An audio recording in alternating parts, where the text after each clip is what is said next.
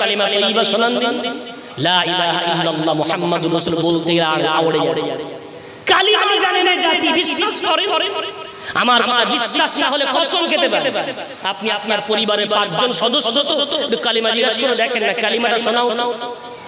কলেমা খানি হয় আপনাদের গ্রামে? কলেমা খানি হয় না? এই কালিমা খানি। কালিমা খানি মানে কি? কালিমা পড়া। কালিমা পড়ার নাম হচ্ছে কালিমা খানি। এখন এই কালিমা পড়তে গেলেও তো শেখা লাগে। কেন একবার পড়েন সঠিক পড়ে, ওই একবার পড়াটা রাসূলের হাদিস কিয়ামতের দিন জীবনের সব আমল এক পাল্লায়, আর লা ইলাহা ইল্লাল্লাহ এক পাল্লায় রাখলে ওটাই ভারী হয়ে যাবে, যেটা বলা যাবে। এই কালিমা শেখা লাগে। এই কালিমার প্রথমে আছে লা ইলাহা। এই যে লা টান দিতে হয়, এই লা টান দিলে মানে হয় নেই, লা ইলাহা নেই কোনো মাবুদ ইল্লাল্লাহ আল্লাহ ছাড়া, মুহাম্মাদুর রাসূলুল্লাহ সাল্লাল্লাহু আলাইহি ওয়াসাল্লাম আল্লাহর রাসূল মুহাম্মদ হলেন আল্লাহর পাঠানো, আল্লাহর প্রেরিত একজন বান্দা এবং রাসূল, জোরে বলা যাবে না সুবহানাল্লাহ। এই যে কালিমা টান না দিয়ে পড়া হয় না, দেখবেন দানা দেয় তাসবিহ দেয়, এত স্পিরিটে যাচ্ছে লা ইলাহা ইল্লাল্লাহ লা ইলাহা ইল্লাল্লাহ লা ইলাহা ইল্লাল্লাহ। এখন বলে লা টান দিলে মানে হয় নেই, আর লা টান না দিলে মানে হয় না। টান দিলে মানে কি হয় জানেন? লা ইলাহা মানে অবশ্যই আছে আল্লাহ ছাড়া মাবুদ। নাউজুবিল্লাহ, জোরে বলা যাবে। লা যদি না টান হয় কি মানে হয়? লা ইলাহা মানে অবশ্যই আছে আল্লাহ ছাড়া মাবুদ। এখন বলেন বেচারা কবরবাসী ও ভালো আরামেই ছিল, ছেলের একটু ইচ্ছা হলো আব্বার সবরসানি করব, কত কলেমা হয়েছে? 1,24,000 কলেমা। তার মধ্যে দেখা যাচ্ছে ভালো করে যাচাই বাছাই করে লাখখানেক কলেমার সর্বনাশ, ওই একটা লাই টান নেই।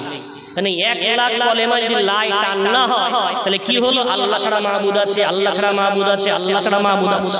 নিয়ম সাহেব সবরসানি করছে, আল্লাহ 1,24,000 সব আব্বার কবরে পৌঁছে দাও। আব্বা তো ভালোই আরামে ছিল, এটা গজব যাবে না শান্তি যাবে? কথা বলে কালিমা শেখা লাগবে। কবরস্থানে গেলে ইমাম সাহেব বলে সূরা ফাতিহা 7 বার পড়েন, সূরা ইখলাস 7 বার পড়েন, দরুদ শরীফ 11 বার পড়েন। সব জায়গায় বলে, আপনিও বলেন, আপনিও শুনেন, আপনিও পড়েন সূরা ইখলাস। এই সূরাটা হলো সুলুসুম মিনাল কোরআন। গোটা কোরআন যদি 3 ভাগে ভাগ করা হয়, একবার সূরা ইখলাস পড়লে 10 পারার নেকি আমলনামায় লিখে দেওয়া হয়। একটু জোরে জোরে বলা যাবে না? এই সূরা ইখলাস এর প্রথমে কি আছে?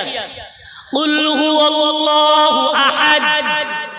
জীবনে আরবি শেখার চেষ্টা করিনি, আম্মা আব্বা গরীব ছিলেন, অসহায় ছিলেন, শেখাতে পারিনি, তাদেরকে আল্লাহ ক্ষমা করুন। দুনিয়ায় সব শিখলেন, ব্যবসা জানতেন না, ব্যবসা শিখলেন। মোবাইল চালাতে জানেন না, মোবাইল চালানো শিখে গেলেন। বাইক চালাতে পারতেন না, বাইক চালানো শিখে গেলেন। শিখলাম না কোনটা? ওই কালেমা শিখলাম না, ওই সূরা ইখলাসটা শিখলাম না। বাংলা বই দেখে সে পড়েছেন কুল, কয় বয় হসুল কুল, কি লেখা আছে? কয় বয় হসুল কুল। জানেন আরবিতে দুটো অক্ষর আছে, কফ আর কাফ। কাফ লাম পেশ কুল আর কফ লাম পেশ কুল, পার্থক্য জানেন? কাফ লাম পেশ কুল মানে তুমি খাও।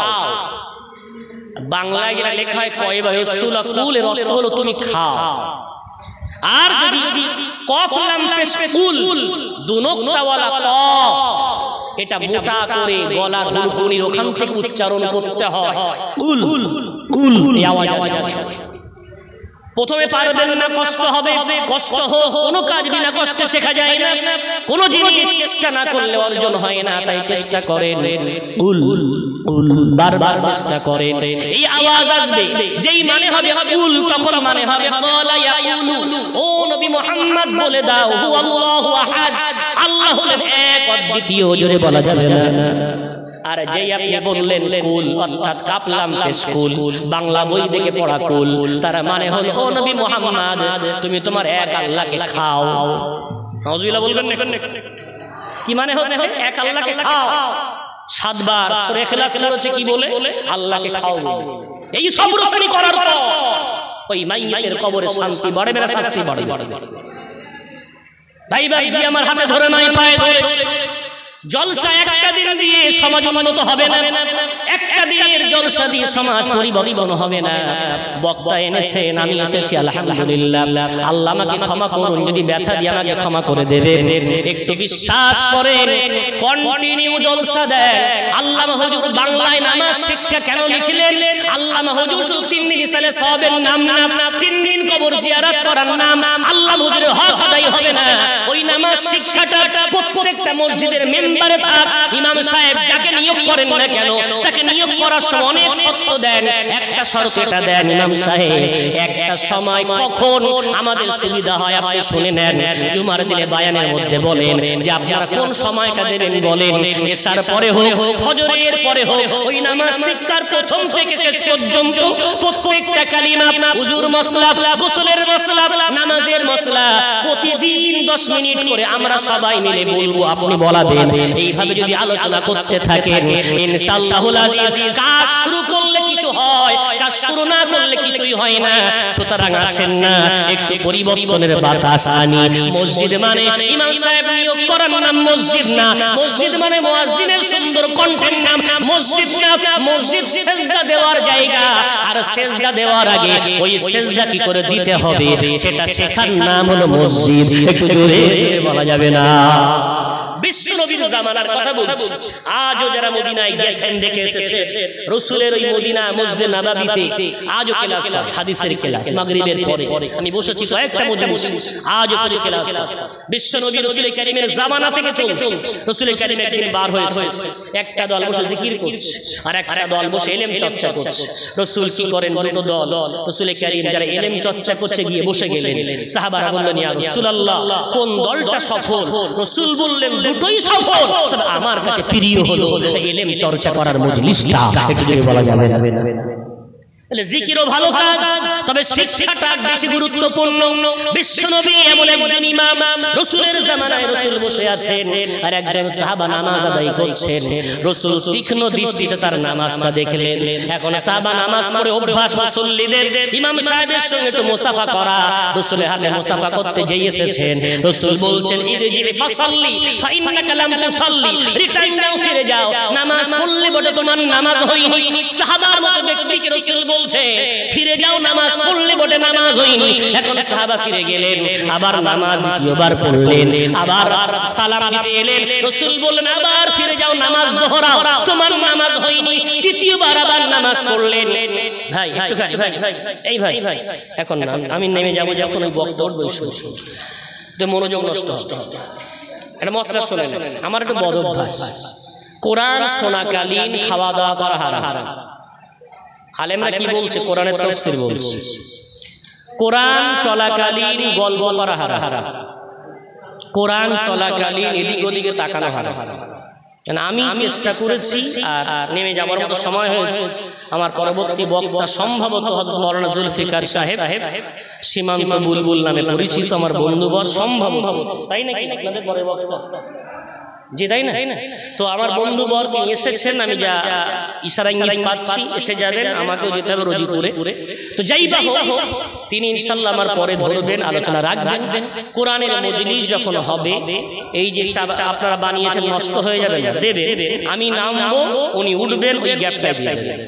এতে কি হবে, একদল মানুষ চলে যায়, ওরাও যাবে না। আর ওই সময় আলোচনা হচ্ছে না, খাওয়া হয়ে গেল, আপনাদের জিনিসটা ব্যবহার হয়ে গেল, আর মজলিসের ঘাটতি হলো না। কেন, ওখানে বসে বুঝতে পারবেন না, এখানে এসে বসেন আর আমি চা দেব। দেখেন কতটা সমস্যা হয়, চা খাবে। আর যেহেতু যারা টিচার, যারা পড়ায়, ছাত্র এদিক ওদিকে ফিল্ডে কি সমস্যা, এর মতো কষ্ট আর কিছু নেই। সুতরাং যেহেতু এই মুহূর্তে আমরা আপনাদের কিছু শোনাচ্ছি আর আপনারা চা খাবেন, এটা বিরাট কষ্টকর। তাই আমরা যখন নামবো তখন দেবেন, কোনো সমস্যা নেই। ফিরে আসি। তো যেটা বলছিলাম, রাসূল কারীম সাহাবা কি বলছেন, যাও, ফিরে যাও, রিটার্ন যাও, নামাজ পড়ো। তিনবার সাহাবা নামাজ পড়লেন, রাসূল কারীম তাকে আবার ফিরিয়ে দিলেন। সর্বশেষ সাহাবা এসে বলছেন, ইয়া রাসূলুল্লাহ, এর চেয়ে ভালো নামাজ তো আমি জানি না। দেখেন না, বক্তা হলে ছাড় পাওয়া যাবে না, ইমাম হলে ছাড় পাওয়া যাবে না। ইমাম হয়েছে, কোনদিন কি মুসল্লিদেরকে রসুলকে দাঁড় করিয়ে কাতা সোজা করে দেখিয়েছো কি করে দাঁড়াতে হয়, কোনদিন কি বলেছো কি করে হাত বাঁধতে হয়, কোনদিন কি বলেছো সূরা ফাতিহা কি করে পড়তে হয়। কেন বিশ্ব নবীর মতো বক্তা, বিশ্ব নবীর মতো ইমাম অদ্বিতীয় ধরার বুকে আসবে না, কিন্তু রাসূল কারীম শেখাচ্ছেন সাহাবাকে। রাসূল বললেন তুমি যখন জানো না, না জেনে কেন পড়তে গেলে শুনে নাও। তুমি রুকু করলে দেখলাম রুকু থেকে ঠিকভাবে সোজা হলে না, সিজদায় চলে গেলে। সবচেয়ে বড় চোর নামাজ চোর, সবচেয়ে বড় চোর কি? নামাজ চোর, সবচেয়ে বড় চোর। সুতরাং রুকু করতে গেলে তুমি রুকু করবে, তোমার পিঠ, তোমার কোমর, তোমার মাঝখান, পিঠ, মাথা এবং কোমর সব যেন সমান হয়। কোনদিন আমরা করি, আমরা ওর নাম জলসা না, ওটা সবচেয়ে বড় জলসা। আপনার বক্তাদের সাবজেক্ট সিলেক্ট করে দেন যে এই বক্তাই আলোচনা করবে, এই বক্তাই আলোচনা, একদম বাগবাগ বন্ধ করে দেন। টপিক অনুযায়ী আলোচনা করুক আর আমার সমাজ উন্নত হোক। প্রত্যেকটা জলসায় এভাবে যদি আমরা একটা টপিক নির্বাচন করে আমার সমাজের পরিবর্তন করার চেষ্টা করি, দেখবেন সমাজ অনেক উন্নত হবে। অন্যথায় আগাছা আর জঞ্জাল এসে আমাদের সমাজ এসে বাধা বাঁধবে, জলসার জলসা হয়ে যাবে, জীবনে কোনো পরিবর্তন হবে না। নাম কি আসতে তাবারুক খেয়ে মনে বিরাট বিরাট করে ফেলেছে না। ভাই ভাই আমার বিশ্বনবী তাকে রুকু শেখালেন, সিজদা শেখালেন, তাআদিলে আরকানগুলো বিশ্বনবী বর্ণনা করলেন এবং গোটা নামাজের পদ্ধতি সাহাবাকে শেখালেন। অর্থাৎ বিশ্বনবী বুঝিয়ে দিলেন ইমাম হলে মুসল্লিদের নামাজ শেখানো, এটা হলো একটা বিরাট বড় দায়িত্ব, জোরে বলা যাবে না। তাহলে বিশ্বনবী ধরার বুকে কেন এসেছিলেন?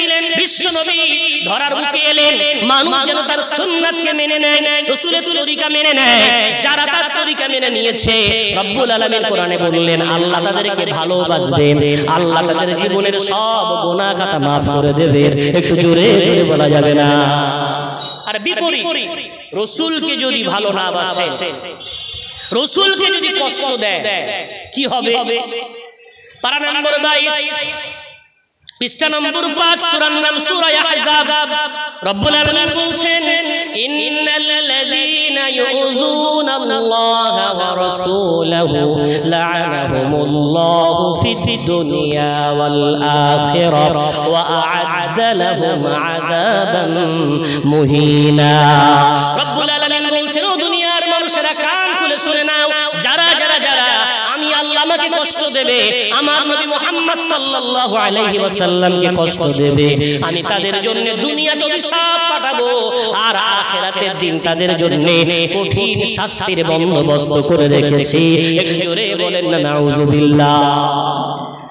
আবু দাউদের একটি রিওয়ায়াত, বিশ্ব নবীর সাথে বিয়াদবি করার শাস্তি। এক রাসূলের সাহাবা, অন্ধ সাহাবা, এখন তার এক দাসী আছে। দাসী সে যুগে ছিল, জায়েজ ছিল।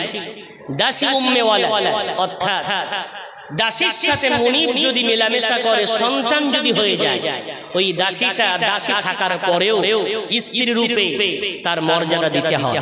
এখন উম্মে ওয়ালা অন্ধ সাহাবা, তার ওই দাসী থেকে দুটো সন্তান আছে, ফুটফুটে দুটো সন্তান, খুব ভালোবাসেন দাসীকে। আর অন্ধ মানে সাহারা বলতে দুনিয়ায় হাত ধরে তাই ওটা নিয়ে যাওয়া দাসী করে। দাসীর স্বামী খেদমতে কোনো ত্রুটি নেই আর ভালোবাসায় কোনো ত্রুটি নেই, সর্বদিক দিয়ে সব ঠিকঠাক। দাসীর মধ্যে একটা দোষ, সেটা হলো বিশ্ব নবীকে সে মানে না এবং বিশ্ব নবীকে গালিগালাজ। এই অন্ধ সাহাবা একদিন তার সামনে ওই নারীটা, তার দাসীটা রাসূল কারীমকে গালিগালাজ করা শুরু করেছে। ওই সময় ওই বিশ্ব নবীর সাহাবা, অন্ধ সাহাবা তাকে বলছে শুনে নাও খবরদার, আর দ্বিতীয় দিন যেন এমনটা করো না, এমন যদি করো আমি নিষেধ করছি। এরপরে আমার নবীকে যদি গালি দাও, আমার চেয়ে খারাপ কিন্তু কেউ হবে না, তোমার কিন্তু কঠিন শাস্তি আমি দেব। দাসী কিসের পরোয়া তার, ও জানে আমার স্বামী তো অন্ধ, কিছুই করতে পারবে না। কিছুদিন গেল, আবার একদিন শুরু করলো, আজকে স্বামী আরো বেশি কঠিন করে বকাবকি করলো, কিন্তু দাসীর কোনো পরোয়া নাই। আবার কিছুদিন গেল, এদিন এত গালি দেওয়া শুরু করেছে। অন্ধ সাহাবা সহ্য করতে না পেরে আন্দাজ করে তার একটা কুরুল বা কোদাল ছিল, আবু দাউদ শরীফের রিওয়ায়াত, হাতে নিয়ে আওয়াজ ফলো করে দাসীর পাশে গিয়ে এত জোরে মাথায় দিল বাড়ি। রাতের এই এক বাড়িতে দাসীটা মৃত্যুবরণ করেছে। সকালবেলা ফজরের সময় গোটা মদিনায় আওয়াজ পড়ে গেছে, অন্ধ সাহাবা তার দাসীকে হত্যা করেছে। বিশ্বনবীর দরবারে সাহাবারা বসে আছে। রাসূল কারীম বলছে, কে মেরেছে মুখ দাসীকে?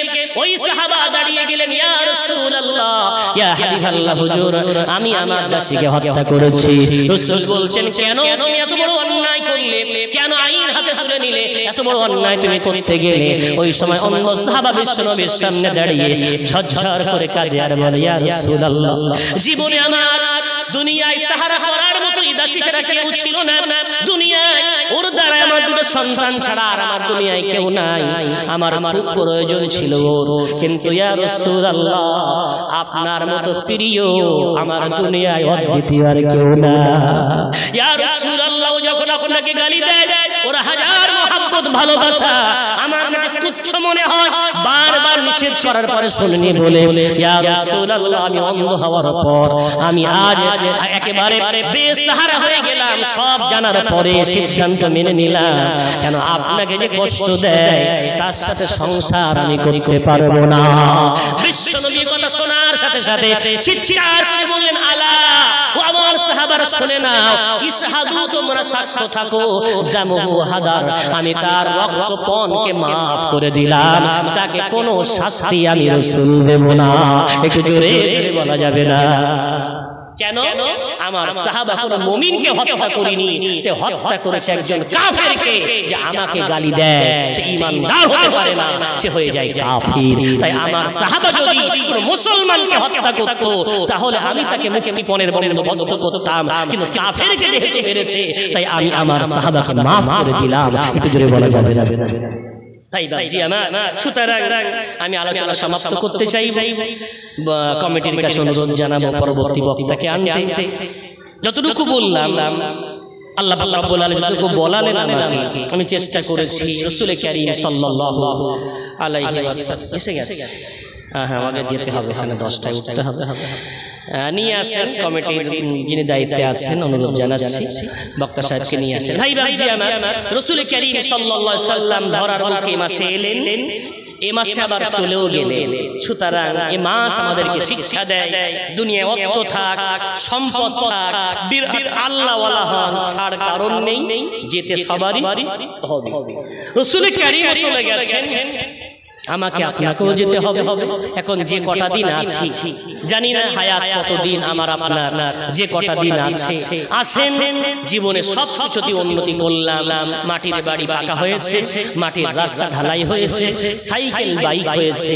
ঈমানটা এবার তাজা করি, ঈমানটা সুন্দর করি, ঈমান বাড়ানোর ফিকির করি। বিরাট কিছু না করার চেয়ে কিছু করা ভালো। তাই 2023 টার্গেট নেন, জীবনের সবচেয়ে বড় আমল তার নাম নামাজ। 5 ওয়াক্ত নামাজ এবছর টার্গেট নেন, আমি 5 ওয়াক্ত নামাজটা ধরি। নাম্বার 2 নিয়ত করেন সবচেয়ে মন্দ কাজের মধ্যে মন্দ কাজ হারাম উপার্জন। হারাম ইনকাম করলে ওই রক্ত জাহান্নামের খোরাক, ওই দেহ জাহান্নামের খোরাক।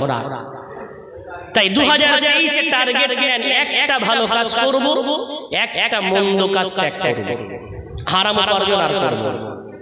দেখেন তাহলে 2023 নামাজের পাবন্দি শুরু করলেন, একটা মন্দ কাজ ত্যাগ করে। 2024 নিয়ত করেন আমি মাঝে মাঝে রোজা করতাম, ছাড়তাম, এবছর থেকে আর রোজা কাজা করব না। মন্দ কাজের মধ্যে মাঝে মাঝে মিথ্যাও বলতাম, মিথ্যা আর কখনো বলবো।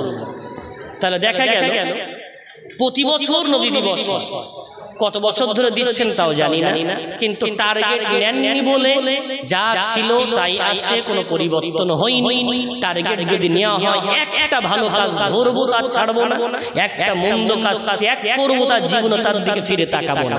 এভাবে যদি প্রতিটা বছর একটা করে ভালো কাজ, একটা করে মন্দ কাজ ত্যাগ করতে পারি, আগামী 5 বছর যদি নবী দিবস অব্যাহত থাকে দেখা যাবে ইনশাআল্লাহ এই মজলিসের রং পাল্টে গেছে, এ মজলিস অন্যরকম হয়ে গেছে।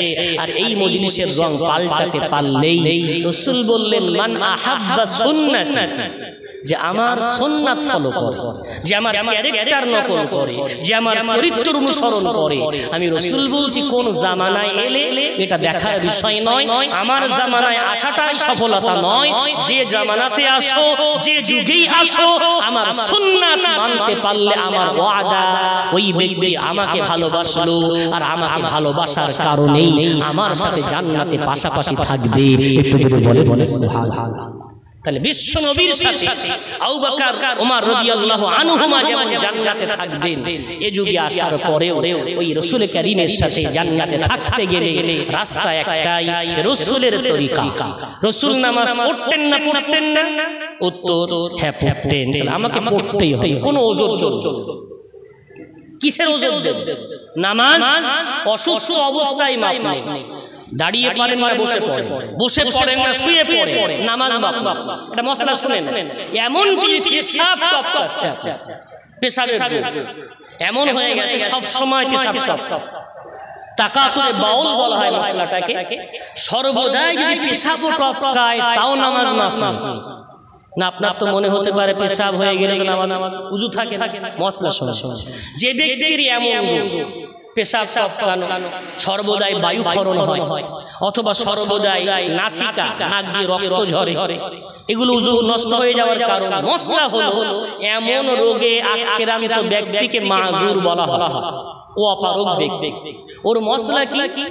একক একবার উযু করবে, ওই একক সমস্ত নামাজ পড়তে পারবে, ওর উযু থাকবে।